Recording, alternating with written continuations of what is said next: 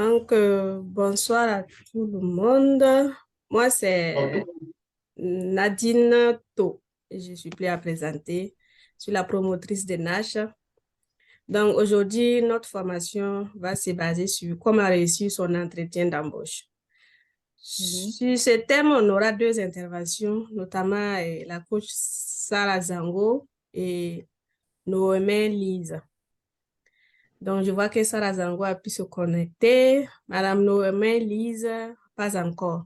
Mais bon, j'espère qu'elle va nous prendre pour la suite. C'est lui qui nous a promis également qu'il a Donc, je vais demander à ce que vous mettez... oui, je crois qu'on est en train de converger. De fermer vos micros parce que je vois qu'il y a des voix off. Est-ce que vous pouvez désactiver vos micros pour que le bruit qui se passe derrière, on ne puisse pas l'entendre? Donc, Madame Sarah est promotrice de Kuka de Lissa. C'est une entreprise de production de pâte d'arachide de bonne qualité. Elle est titulaire d'un management de la qualité et d'un BTS en marketing. Et Madame Loémé est titulaire d'un master en comptabilité contrôle audit. Il faut noter aussi que les deux coachs aussi sont actuellement dans des départements de recrutement. Madame Noémie Lisa est dans un cabinet de recrutement et Madame Sarah Zango est actuellement dans une entreprise de la place au niveau du département recrutement. Donc, leur intervention va beaucoup porter. Et sans plus tarder, Nash Women Toolbox, c'est juste une plateforme en ligne qui prône le leadership féminin. Bien sûr, ça sera beaucoup de femmes vont intervenir pendant les formations, mais il y aura des hommes aussi qui vont intervenir dans les formations prochaines. Aussi, on aimerait aussi intervenir dans l'éducation des filles, dans l'entrepreneuriat des jeunes et pas des métiers non valorisés, aussi dans l'amélioration des conditions de vie à travers des formations et l'autonomisation, surtout de la femme. Donc, je vous présente le plan de cette formation. On va faire une introduction. On va montrer comment se préparer pour un entretien d'embauche, le dress code pour un entretien d'embauche, l'entretien elle-même et aussi l'après-entretien, qu'est-ce qu'il faut faire. Après, nous allons donner la parole aux participants pour qu'ils puissent poser des questions. Si d'autres aussi ont des partages d'expérience, ils nous diront. Sans plus tarder, donc je vais me charger de donner l'introduction et un peu développer les autres parties et les coachs vont intervenir pour ajouter leur apport. Donc, l'entretien d'embauche, c'est une rencontre. C'est juste une rencontre entre une entreprise et un candidat qui a postulé à un poste et qui veut faire valoriser ses compétences, ses aptitudes par rapport à ces postes. Donc, l'entretien va s'agir de mettre en contact entre l'entreprise et le candidat en question. Ils vont échanger sur comment pour voir les compétences et tout ce que le candidat a dit sur le papier. Le recruteur va essayer de voir est-ce que c'est vrai de façon verbale parce qu'il va falloir se vendre, se valoriser pour montrer au recruteur que tu es le bon candidat. Donc, au niveau de la préparation, pour un recrutement, il faut d'abord au préalable effectuer des recherches. Les candidats ont cette mauvaise habitude tout le temps de postuler un peu à tous les postes possibles sans trop faire des recherches. Alors que souvent, dans les demandes de recrutement, tout est dit. Surtout au niveau de la descriptive du poste, on explique ce qu'on a besoin et de quel type de compétences. Mais avant même d'arriver à l'entretien, il faut d'abord même faire des recherches pas très approfondies, parce que si on fait des recherches approfondies, ça veut dire que on va aller faire du récité. C'est comme si on fait des enquêtes sur l'entreprise, mais au moins le b.a.-ba sur l'entreprise, il faut le savoir. Donc, effectuer des recherches sur l'entreprise. Il faut analyser tous les descriptifs du poste. qu'est-ce qu'on a besoin, les qualités, les compétences. Et savoir que ce sont ces qualités qu'on doit valoriser lors de l'entretien. On doit aussi préparer ces questions. Donc, on doit écrire même dans un bloc-notes les questions, voilà, que le recruteur peut poser et aussi les questions que nous, on peut poser au recruteur. Donc, ça nous aide à toujours anticiper les réponses. On sait que je m'étais déjà posé cette question et j'ai vu les réponses que je voulais donner au recruteur. Ça permet aussi de ne pas être trop stressé. Et aussi avoir une vision bien claire et précise. Voilà, des objectifs, des compétences. Quand tu as une vision bien claire et précise de ce que tu veux dans l'entreprise, les questions, tu ne peux même pas tituber sur les questions. Donc, toujours savoir ce qu'on veut dans l'entreprise et où on va et quels sont ses principes. Il faut toujours savoir, dans les recherches, il faut toujours chercher à savoir les principes que l'entreprise. Non, non, c'est mon rôle. Est-ce que vous pouvez mettre vos micros en sourdine parce qu'on vous entend? D'accord. Donc, je disais, il faut bien savoir les principes de l'entreprise avant d'aller à l'entretien parce qu'il faut que vos principes épousent beaucoup les principes de l'entreprise aussi. Donc, anticiper les questions pièges. Il y a toujours des questions pièges que le recruteur pose très, très souvent aux candidats. Et donc, il faut savoir les anticiper. Il faut bien noter toutes les questions possibles auxquelles le recruteur peut poser et aussi bien se renseigner sur l'entreprise. Aussi revoir même tout son CV. C'est bon de toujours revoir tout son CV sur tout ce qu'on a dit. Est-ce que vraiment c'est logique? Parce que dès qu'il y a un truc qui n'est pas trop logique ou bien que vous avez mis des compétences sans trop bien les spécifier, le recruteur peut poser une question. Si tu dis que tu as été chef comptable dans une entreprise, on peut poser une question sur les bilans, sur les comptes. Et alors que si tu n'as vraiment pas fait ce poste, on peut facilement te prendre au piège.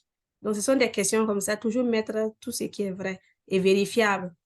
Et faire une répétition, bien sûr, à la maison, devant le miroir, on peut toujours s'exercer à se regarder, à se prendre comme recruteur et candidat et essayer de se poser les questions et donner ses propres réponses, sans trop que ça soit une récitation aussi. Donc, il faut faire une répétition de votre présentation et quand vous serez devant le recruteur. Donc, j'avais dit que revoir les CV et aussi effectuer les dernières mises à jour parce que souvent, on peut postuler pour un poste qui avait été publié il y a très longtemps. Et après ça, peut-être qu'on a eu d'autres postes ou bien on a évolué dans une entreprise. Il faut chercher toujours à mettre à jour et à imprimer ces CV pour emporter lors de l'entretien. Parce que dès qu'on peut poser une question, ça fait longtemps que vous avez fait ce poste. Depuis lors, qu'est-ce que vous avez fait? Vous pouvez facilement remettre le nouveau CV mis à jour au recruteur. Et toujours se mettre aussi à la place du recruteur pour voir pourquoi il se pose ces questions. Est-ce que si c'était vous, vous allez poser quelles questions? Vous mettez à la place, si vous-même vous recrutez une personne, qu'est-ce que vous allez demander? Si vous-même, vous avez une entreprise et que vous avez besoin d'une telle personne, quelles sont les questions que je vais poser pour voir le bon candidat? Donc, au niveau du dress code, c'est très important parce qu'il y a beaucoup de candidats qui viennent. Moi, j'ai déjà eu à participer à des entretiens où il y a une candidate qui est venue en jean blessé, vraiment. Ma collègue qui était avec moi, qui m'accompagnait, a clairement dit hein, que Madame, votre habillement est très inapproprié. Et avec des tapettes, lui a demandé, mais vous ne savez pas que vous venez à un recrutement? Elle dit oui, qu'elle le savait, mais que l'habillement ne reflète pas vraiment au poste qu'elle vient pour postuler. Elle ne part pas juste pour postuler pour une coiffeuse dans salon de coiffure. C'était pour un poste important. Et elle a pris note, mais bon, c'est vrai que la tenue nous a vraiment déstabilisé un peu. Et c'est très important. La tenue doit toujours être propre, décente et soigneuse. Et la coiffure aussi doit être impeccable. Faut pas aller dans un entretien avec une coiffure avec des couleurs très vives et des mèches un peu en débandade. Ça, c'est pas trop intéressant.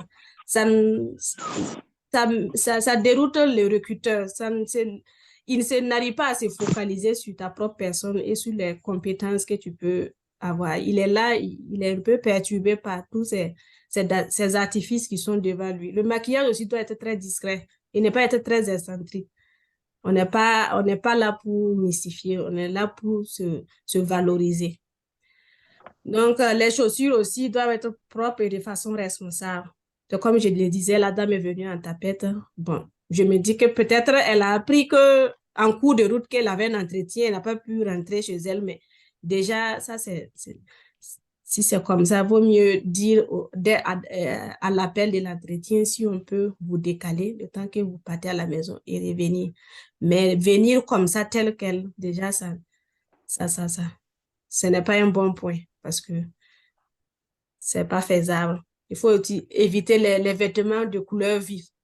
Vous venez vous asseoir tout couleur jaune, tout couleur rouge, vif, ça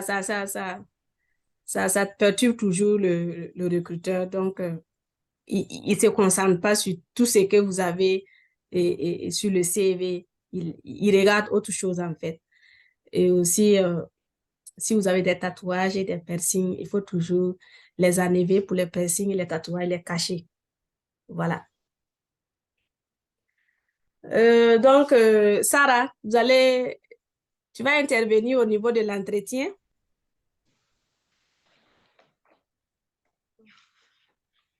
La coach Sarah. Allô? Allô? Oui, oui, Oui, bonsoir. oui, bonsoir. Donnez mon écouteur, là, Ok, d'accord. Merci à tous. Mhm. Comme Madame To le disait, je suis Sarah Zango. Je suis actuellement, bon, j'étais au niveau du capital humain, donc on faisait les recrutements. Mais actuellement, j'ai changé de poste. Voilà, je suis actuellement au niveau de la gestion des cours. Vous m'entendez? Oui, on t'entend, on t'entend. Ok, d'accord. Donc, content d'être avec vous ce soir. Voilà. Pour compléter un peu ce Et hier, que... là, quand tu es parti chez Madame Louvana ce soir? Hein? Est-ce Vous que tu es pouvez parti désactiver demander? vos micros, s'il vous plaît. Hein? Tu n'as pas oublié, tu ne veux pas montrer seulement.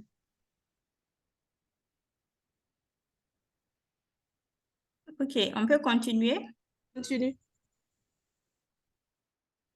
On peut continuer? Oui, tu peux continuer. D'accord. Ok. Donc, j'étais Opération en train 9. de remercier. Voilà. Et pour compléter un peu ce que Madame To disait tout à l'heure, voilà, la préparation, c'est une phase.